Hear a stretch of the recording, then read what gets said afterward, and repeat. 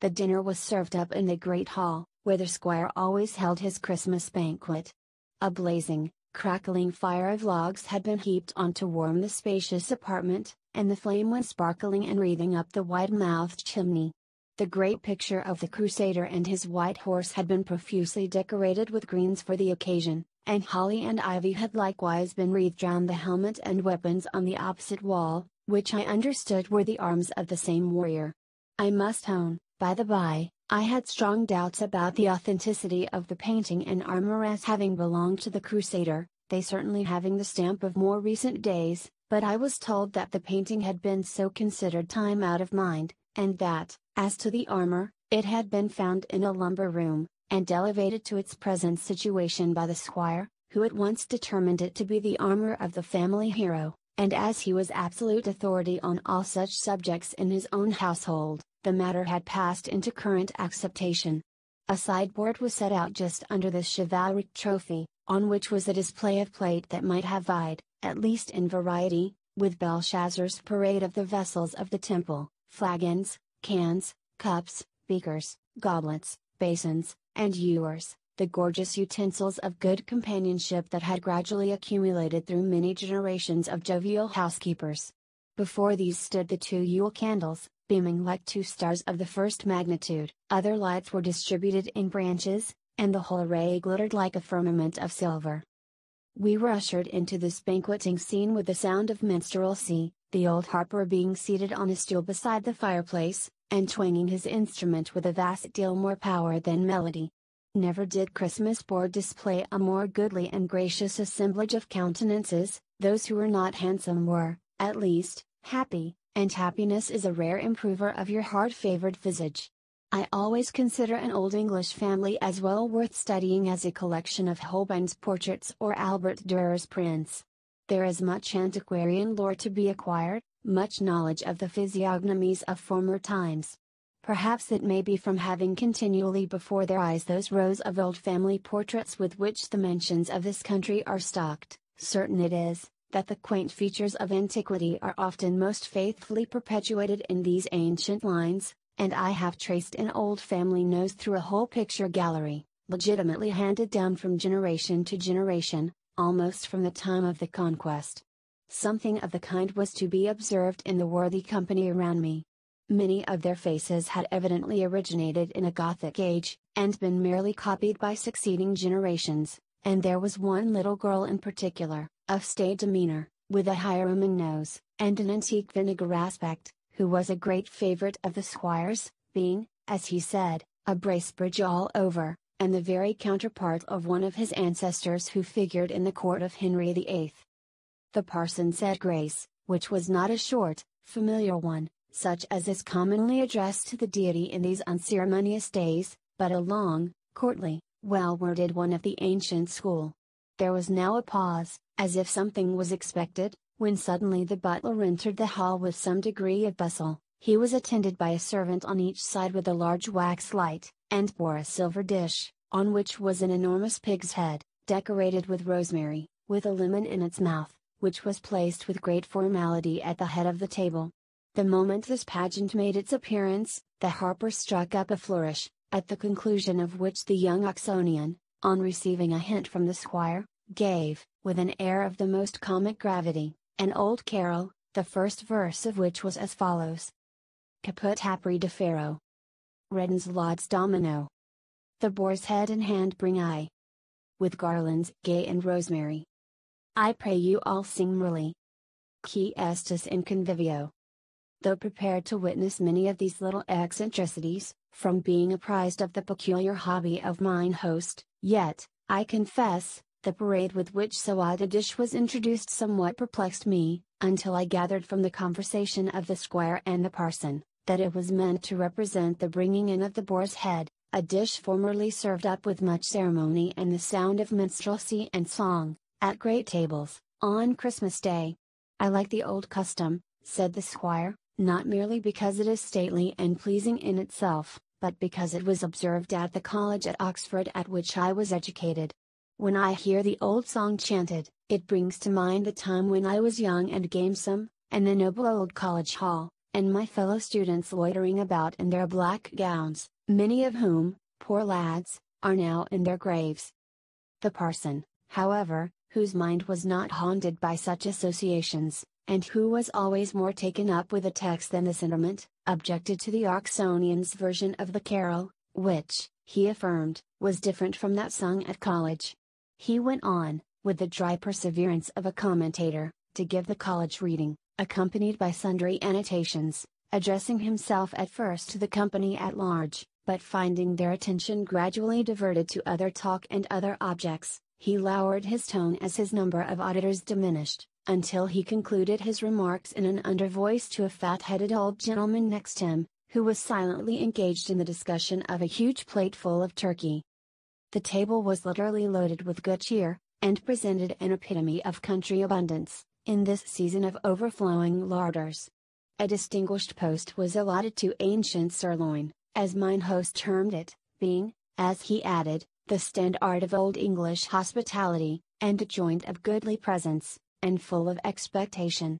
There were several dishes quaintly decorated, and which had evidently something traditional in their embellishments, but about which, as I did not like to appear over-curious, I asked no questions.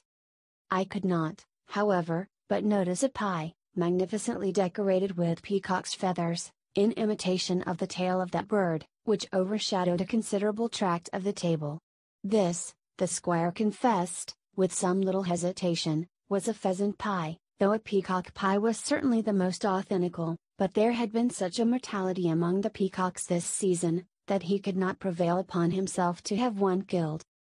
It would be tedious, perhaps, to my wiser readers, who may not have that foolish fondness for odd and obsolete things, to which I am a little given, were I to mention the other makeshifts of this worthy old humorist, by which he was endeavoring to follow up, though at humble distance, the quaint customs of antiquity. I was pleased, however, to see the respect shown to his whims by his children and relatives, who, indeed, entered readily into the full spirit of them, and seemed all well versed in their parts, having doubtless been present at many a rehearsal.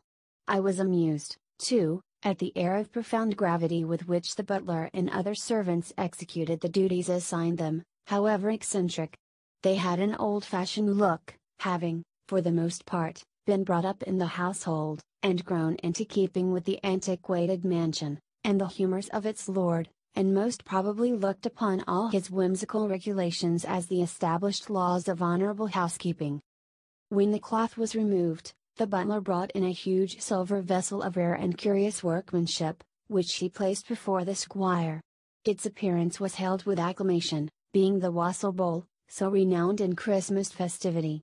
The contents had been prepared by the squire himself, for it was a beverage in the skillful mixture of which he particularly prided himself, alleging that it was too abstruse and complex for the comprehension of an ordinary servant. It was a potation, indeed, that might well make the heart of a toper leap within him, being composed of the richest and raciest wines, highly spiced and sweetened, with roasted apples bobbing about the surface. The old gentleman's whole countenance beamed with a serene look of indwelling delight, as he stirred this mighty bowl. Having raised it to his lips, with a hearty wish of a Merry Christmas to all present, he sent it brimming round the board, for everyone to follow his example, according to the primitive style, pronouncing it the ancient fountain of good feeling, where all hearts met together. There was much laughing and rallying as the honest emblem of Christmas joviality circulated, and was kissed rather coyly by the ladies. When it reached Master Simon, he raised it in both hands, and with the air of a boon companion struck up an old wassail chanson. The brown bowl. The merry brown bowl. As it goes round about fill. Still. Let the world say what it will. And drink your fill all out The deep cap. The merry deep cap. As thou dost freely quaff Sing. Fling. Be as merry as a king. And sound a lusty laugh Much of the conversation during dinner turned upon family topics, to which I was a stranger. There was, however, a great deal of rallying of Master Simon about some gay widow, with whom he was accused of having a flirtation.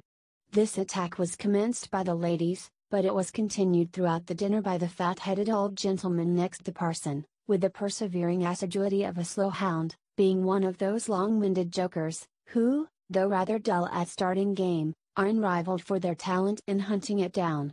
At every pause in the general conversation, he renewed his bantering in pretty much the same terms, winking hard at me with both eyes, whenever he gave Master Simon what he considered a home thrust. The latter, indeed, seemed fond of being teased on the subject, as old bachelors are apt to be, and he took occasion to inform me, in an undertone, that the lady in question was a prodigiously fine woman, and drove her own curricle. The dinner time passed away in this flow of innocent hilarity, and, though the old hall may have resounded in its time with many a scene of broader rout and revel, yet I doubt whether it ever witnessed more honest and genuine enjoyment.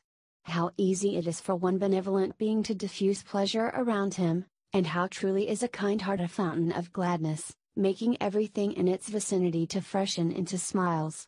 The joyous disposition of the worthy squire was perfectly contagious. He was happy himself, and disposed to make all the world happy, and the little eccentricities of his humor did but season, in a manner, the sweetness of his philanthropy. When the ladies had retired, the conversation, as usual, became still more animated. Many good things were broached which had been thought of during dinner, but which would not exactly do for a lady's ear, and though I cannot positively affirm that there was much wit uttered, yet I have certainly heard many contests of rare wit produce much less laughter. Wit, after all, is a mighty, tart, pungent, ingredient, and much too acid for some stomachs, but honest good humor is the oil and wine of a merry meeting, and there is no jovial companionship equal to that where the jokes are rather small, and the laughter abundant. The squire told several long stories of early college pranks and adventures, in some of which the parson had been a sharer, though in looking at the latter, it required some effort of imagination to figure such a little dark anatomy of a man into the perpetrator of a madcap gambol. Indeed, the two college chums presented pictures of what men may be made by their different lots in life. The squire had left the university to live lustily on his parental domains, in the vigorous enjoyment of prosperity and sunshine, and had flourished on to a hardy and florid old age, whilst the poor parson, on the contrary, had dried and withered away, among dusty tomes, in the silence and shadows of his study. Still there seemed to be a spark of almost extinguished fire, feebly glimmering in the bottom of his soul, and as the squire hinted at a sly story of the parson and a pretty milkmaid, whom they once met on the banks of the Isis, the old gentleman made an alphabet of faces, which, as far as I could decipher his physiognomy, I verily believe was indicative of laughter. Indeed, I have rarely met with an old gentleman that took absolute offense at the imputed gallantries of his youth. I found the tide of wine and wassail fast gaining on the dry land of sober judgment. The company grew merrier and louder as their jokes grew duller. Master Simon was in as chirping a humor as a grasshopper filled with dew, his old songs grew of a warmer complexion, and he began to talk maudlin about the widow. He even gave a long song about the wooing of a widow, which he informed me he had gathered from an excellent black-letter work, entitled Cupid's Solicitor for Love, containing store of good advice for bachelors, and which he promised to lend me. The first verse was to this effect: He that will woo a widow must not dally. He must make hay while the sun doth shine. He must not stand with her, shall I, but boldly say, Widow, thou must be mine. This song inspired the fat-headed old gentleman, who made several attempts to tell a rather broad story out of Joe Miller, that was pat to the purpose, but he always stuck in the middle, everybody recollecting the latter part excepting himself. The parson, too, began to show the effects of good cheer, having gradually settled down into a doze, and his wig sitting most suspiciously on one side. Just at this juncture we were summoned to the drawing-room, and I suspect, at the private instigation of mine host, whose joviality seemed always tempered with a proper love of decorum. After the dinner table was removed, the hall was given up to the younger members of the family, who, prompted to all kind of noisy mirth by the Oxonian and Master Simon, made its old walls ring with their merriment, as they played at romping games.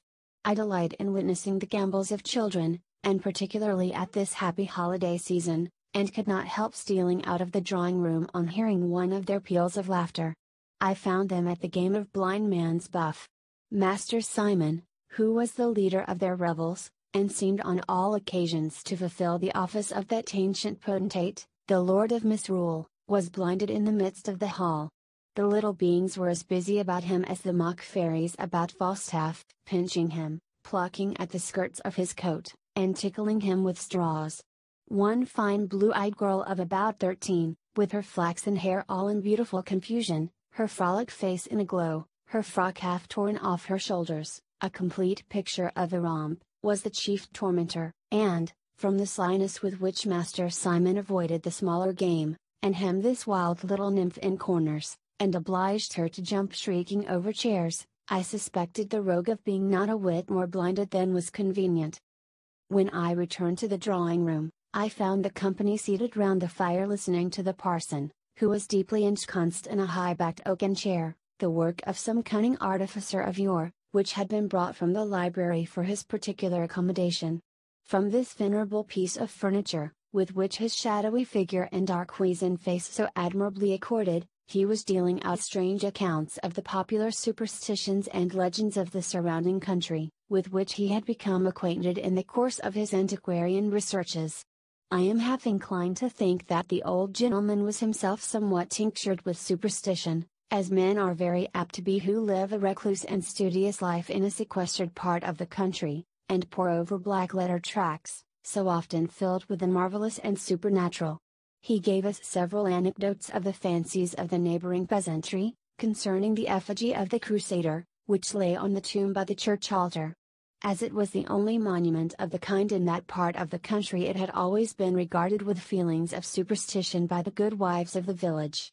It was said to get up from the tomb and walk the rounds of the churchyard in stormy nights, particularly when it thundered, and one old woman, whose cottage bordered on the churchyard, had seen it through the windows of the church, when the moon shone, slowly pacing up and down the aisles. It was the belief that some wrong had been left unredressed by the deceased, or some treasure hidden, which kept the spirit in a state of trouble and restlessness. Some talked of gold and jewels buried in the tomb, over which the spectre kept watch, and there was a story current of a sexton in old times who endeavored to break his way to the coffin at night, but, just as he reached it, received a violent blow from the marble hand of the effigy, which stretched him senseless on the pavement. These tales were often laughed at by some of the sturdier among the rustics, yet when night came on, there were many of the stoutest unbelievers that were shy of venturing alone in the footpath that led across the churchyard. From these and other anecdotes that followed, the Crusader appeared to be the favorite hero of ghost stories throughout the vicinity. His picture, which hung up in the hall, was thought by the servants to have something supernatural about it, for they remarked that, in whatever part of the hall you went, the eyes of the warrior were still fixed on you.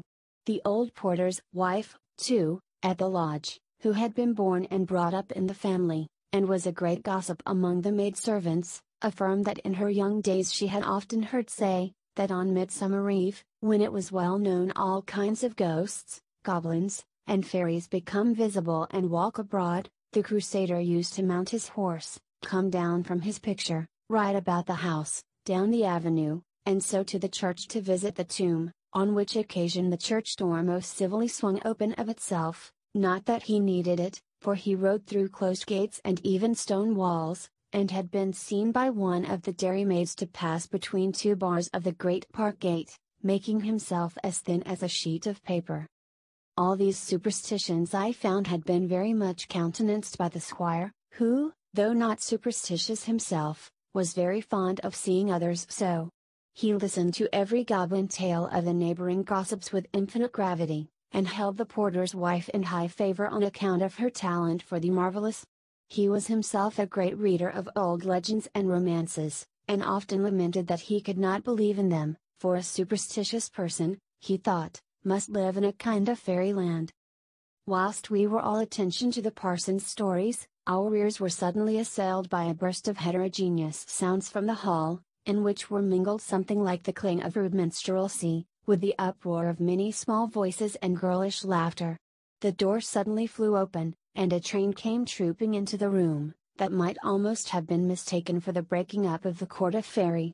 That indefatigable spirit, Master Simon, in the faithful discharge of his duties as Lord of Misrule, had conceived the idea of a Christmas mummery or masking, and having called into his assistance the Oxonian and the young officer, who were equally ripe for anything that should occasion romping and merriment, they had carried it into instant effect. The old housekeeper had been consulted, the antique clothes presses and wardrobes rummaged, and made to yield up the relics of finery that had not seen the light for several generations. The younger part of the company had been privately convened from the parlor and hall, and the whole had been bedizened out, into a burlesque imitation of an antique mask. Master Simon led the van, as Ancient Christmas, quaintly apparelled in a ruff, a short cloak, which had very much the aspect of one of the old housekeeper's petticoats, and a hat that might have served for a village steeple, and must indubitably have figured in the days of the Covenanters. From under this his nose curved boldly forth, flushed with a frost-bitten bloom, that seemed the very trophy of a December blast. He was accompanied by the blue-eyed romp, dished up as Dame Mince Pie, in the venerable magnificence of a faded brocade, long stomacher, beaked hat, and high-heeled shoes.